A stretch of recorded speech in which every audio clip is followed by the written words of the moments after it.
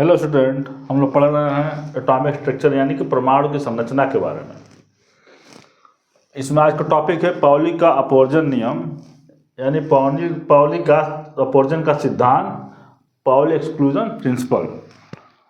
Pauli के अपवर्जन के सिद्धांत के बारे में पढ़ना है। पाउली एक वैज्ञानिक थे, उन्होंने एक सिद्धांत दिया था कि किसी भी एटम में यानी किसी भी परमाणु में उसके परमाणु के विभिन्न ऊर्जा स्तरों में इलेक्ट्रॉनों को वितरण की व्यवस्था को बताने के लिए निर्धारित करने के लिए दिया था। और पाउली के सिद्धांत से हम उसको निर्धारित कर सकते हैं कि कौन इलेक्ट्रॉन किस ऊर्जा स्तर में किस व्यवस्था में है। उन्होंने कहा था किसी परमाणु में दो इलेक्ट्रॉनों के लिए चारों क्वांटम संख्याओं के मान एक समान नहीं हो सकते। पाउली साहब ने कहा था कि किसी भी एटम में उसके कोई भी दो इलेक्ट्रॉन कि चारों क्वांटम संख्याओं का मान एक समान नहीं हो सकते। उन्होंने यही बताया था, no two electrons within the same atom can have the same values for the four quantum number. उन्होंने यही कहा था कि किसी भी एटम में उसके किसी भी दो इलेक्ट्रॉन का चारों क्वांटम संख्याओं का मान एक समान नहीं हो सकता है।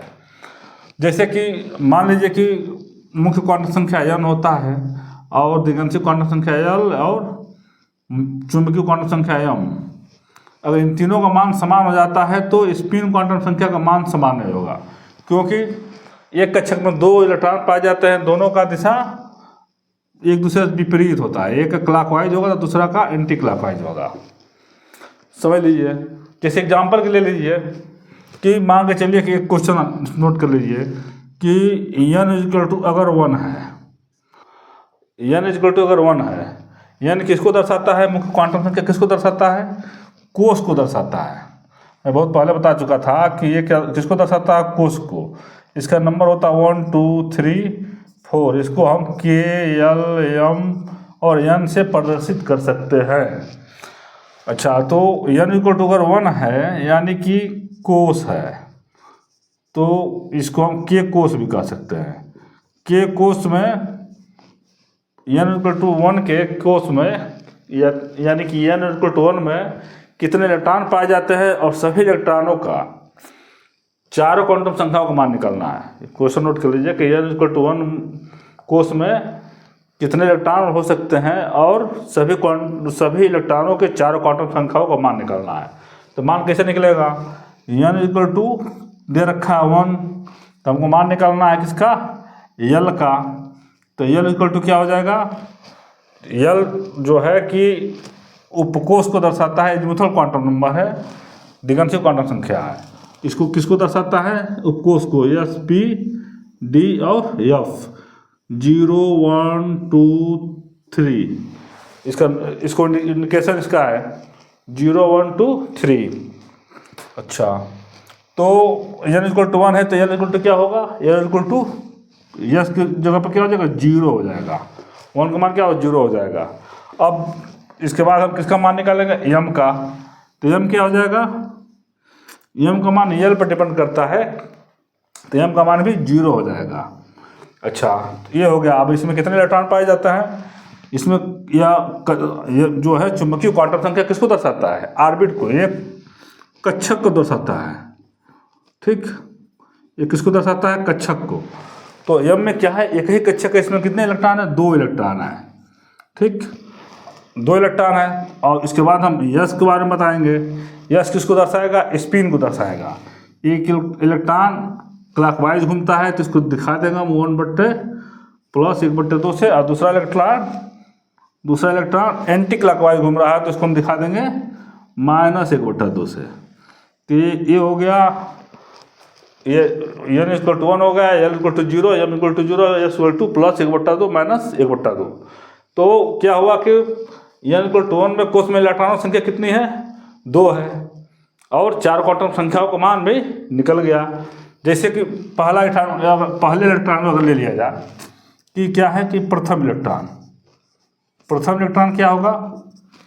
का मान क्या होगा? 4 क्वांटम संख्याओं का अगर निकाला जाए तो क्या होगा? n 1 दे रखा है, और उसके बाद क्या होगा? l क्या है? 0। m क्या है? 0।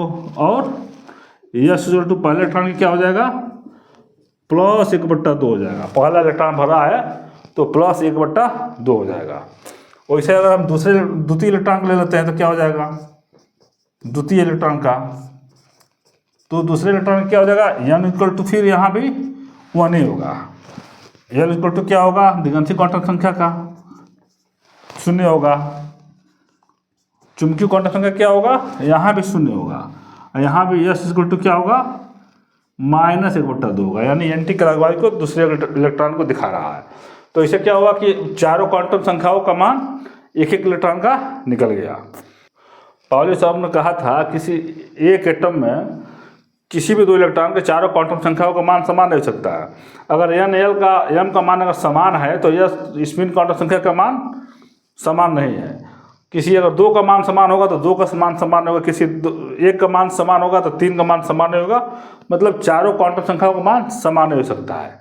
अच्छा, एक दूसरा क्वेश्चन बताते हैं। क्वेश्चन आ जाता है n इक्वल टू 2, यानी कि यल कोष का मान बताना है। यल कोष का मान बता, मुख्य क्वांटम संख्या कोष को प्रदर्शित करता है। किसको, के, एल, एम और n। इसको 1 2 3 से भी इंडिकेट करते हैं, 1 2 3 4। ठीक, तो अब क्वेश्चन क्या आता है, n इक्वल टू 2 यानी यल कोष में इलेक्ट्रॉनों की कितनी संख्या है और सभी इलेक्ट्रॉनों के चारों क्वांटम संख्या का मान निकालिए। क्वेश्चन नोट कर लीजिए, n इक्वल टू 2 में कितने इलेक्ट्रॉन पाए जाते हैं और सभी इलेक्ट्रॉनों के चारों क्वांटम संख्याओं का मान निकालना है। तो इसका इलेक्ट्रॉनिक विन्यास क्या हो जाएगा, अगर निकाल देते हैं तो सीधे इसका इलेक्ट्रॉनिक विन्यास हो जाएगा 2s पे 2 और 2p पे 6, ये इसका इलेक्ट्रॉनिक विन्यास हो जाएगा। ठीक, इलेक्ट्रॉनिक विन्यास भूल जाइए। चलिए अब यहाँ आ जाता है कि अगर n इक्वल टू 2 है तो l इक्वल टू कितना होगा, एजीमुथल क्वांटम संख्या का बराबर मान कितना होगा। यह कोष को दर्शाता है मुख्य क्वांटम संख्या, और दिगंती क्वांटम संख्या उपकोष को दर्शाता है, यानी कि s, p, d और f। ठीक, 0 1 2 और 3, तो मान कितना हो जाएगा, 2 मान होगा। यल का मान 2 होगा, n इक्वल टू 2 है तो इसमें 2 उपकोष पाए जाते हैं। यल में 2 उपकोष पाए जाते हैं, s और p, तो 2 पाए जाएंगे। मान कौन सा होगा, एक हो जाएगा 0 और दूसरा हो जाएगा 1। यल का मान 2 हो जाएगा। ठीक, अब आ जाते हैं हम कि m का कितना मान होगा, तो m का मान l पर डिपेंडेंट करता है, प्लस l से लेकर के -l तक 0 सहित। तो m इक्वल टू कितना हो जाएगा, 0 हो जाएगा। 0 के लिए मान कितना हो जाएगा, 0 हो जाएगा। ठीक, और इसके लिए मान कितना हो जाएगा, 1 के लिए कितना मान हो जाएगा m का, +1 0 और -1, 3 मान हो जाएंगे। ठीक, यह चूंकि 2s को प्रदर्शित करता है, यानी कि एक ही ऑर्बिट को प्रदर्शित कर रहा है। यल किसको प्रदर्शित कर रहा है, एक ही ऑर्बिट को प्रदर्शित कर रहा है। और यह किसको प्रदर्शित कर रहा है, इसमें 3 ऑर्बिट है, 2p है ना, p में 3 ऑर्बिट होते हैं, तो ये 3 ऑर्बिट को प्रदर्शित कर रहा है। ठीक, अच्छा, अब इसमें इलेक्ट्रॉनों की संख्या निर्धारित करते हैं तो कैसे होगा। अब यस का मान निकाल लेते हैं। ठीक, यस इक्वल टू क्या हो जाएगा, इसमें क्या है, एक ही कक्षक एक ही ऑर्बिट है, तो इसमें कितने इलेक्ट्रॉन पाए जाएंगे, 2 इलेक्ट्रॉन, +1/2 और -1/2। इसमें वही वाला है, +1/2 -1/2 +1/2 -1/2 +1/2 और -1/2। सभी इलेक्ट्रॉन पाए, इसमें 6 इलेक्ट्रॉन पाए जाएंगे, इसमें 2 इलेक्ट्रॉन पाए जाएंगे। कुल मिलाकर 6 इलेक्ट्रॉन यहाँ, 2 इलेक्ट्रॉन यहाँ पाए जाएंगे। ठीक, अच्छा, अब हमको क्या करना है कि एक एक इलेक्ट्रॉन का मान निकालना है, क्योंकि पहला क्या पढ़ रहा है, कोष यस पढ़ रहा है, 2s पढ़ रहा है। इसमें पहला इलेक्ट्रॉन कैसे भरेगा, हुंस का नियम है, मैं अगले बताऊंगा अगले क्लास में, कि पहले इलेक्ट्रॉन समदिश भरते हैं सभी के ऑर्बिट पे कक्षक में। तो यहाँ क्या हो जाएगा, पहला इलेक्ट्रॉन का मान निकाला जाए तो यहाँ लिख दीजिए प्रथम इलेक्ट्रॉन, क्या हो जाएगा, प्रथम इलेक्ट्रॉन। प्रथम इलेक्ट्रॉन का मान क्या होगा, n इक्वल टू 2 हो जाएगा, n इक्वल टू 2 है। और l का मान क्या हो जाएगा, l इक्वल टू 0 है, पहले वाला में तो 0 ही है, l इक्वल टू क्या हो जाएगा, 0 हो जाएगा। m इक्वल टू क्या हो जाएगा, पहले वाला का m इक्वल टू भी 0 हो जाएगा। ठीक, और चूंकि एक ही इलेक्ट्रॉन इसमें भर रहा है, पहला इलेक्ट्रॉन ए वाला है, तो यस इक्वल टू क्या हो जाएगा, क्लॉकवाइज दिखा दिया जाएगा, +1/2। ठीक। और इसको दूसरे इलेक्ट्रॉन को दिखाना है, दूसरा इलेक्ट्रॉन कौन सा है, ए वाला है, पहला भरेगा तो दूसरा भरेगा, तो इसका मान क्या होगा, n इक्वल टू 2 हो जाएगा, n इक्वल टू 0 हो जाएगा, और m इक्वल टू कितना हो जाएगा, 0 हो जाएगा, और s इक्वल टू कितना हो जाएगा, नीचे एंटी क्लॉकवाइज है तो कितना हो जाएगा, -1/2। तो 2 इलेक्ट्रॉन का मान निकल गया इसका। अब बच गया इसका मान निकालना है, इसमें 6 इलेक्ट्रॉन है, तो इसके प्रथम इलेक्ट्रॉन का क्या हो जाएगा, ये हो गया, कौन सा हो गया, 2s हो गया। अब हमको 2p का मान निकालना है। ठीक। तो इसमें क्या हो जाएगा कि अब प्रथम इलेक्ट्रॉन का मान निकाला जाए, इसमें का प्रथम इलेक्ट्रॉन का मान निकाला जाए। ठीक। तो इसमें हो जाएगा n इक्वल टू 2 हो जाएगा, n इक्वल टू 2 हो जाएगा, l इक्वल टू 1। प्रथम इलेक्ट्रॉन का मान क्या होगा, l इक्वल टू 1 हो जाएगा, m इक्वल टू क्या हो जाएगा, +1 हो जाएगा, m इक्वल टू क्या हो जाएगा, +1, चूँकि पहला ऑर्बिट कौन सा पड़ रहा है, +1 पड़ रहा है, और पहला इलेक्ट्रॉन इसी में जाएगा, क्लॉकवाइज इधर चला गया, तो इसका यस का मान कितना हो जाएगा, +1/2 हो जाएगा। ठीक। अच्छा, अब इसका द्वितीय इलेक्ट्रॉन निकालते हैं, द्वितीय इलेक्ट्रॉन का मान निकालते हैं इसका, तो द्वितीय इलेक्ट्रॉन क्या हो जाएगा, n इक्वल टू 2। ठीक। और l का मान क्या है, l का मान 1 है, तो क्या हो जाएगा, l इक्वल टू 1। ठीक। और m का मान क्या हो जाएगा, दूसरा इलेक्ट्रॉन यहाँ भरेगा, इसमें नहीं भरेगा, दूसरा इलेक्ट्रॉन फिर इसमें भरेगा। ठीक। तो m इक्वल टू क्या हो जाएगा, 0 हो जाएगा, और यस इक्वल टू क्या हो जाएगा, +1/2, क्लॉकवाइज भी जा रहा है। अब हमको तीसरे इलेक्ट्रॉन का मान निकालना है, इलेक्ट्रॉन नंबर थर्ड का मान निकालना है कि इसका कितना मान होगा, तो इसका हो जाएगा भाई, इसका भी हो जाएगा n equal to 2, l equal to 1, और m इक्वल टू -1 हो जाएगा। फिर इलेक्ट्रॉन इसमें यहाँ भरेगा। ठीक है। इसके बाद तीसरा इलेक्ट्रॉन यहाँ भरेगा, -1। ठीक।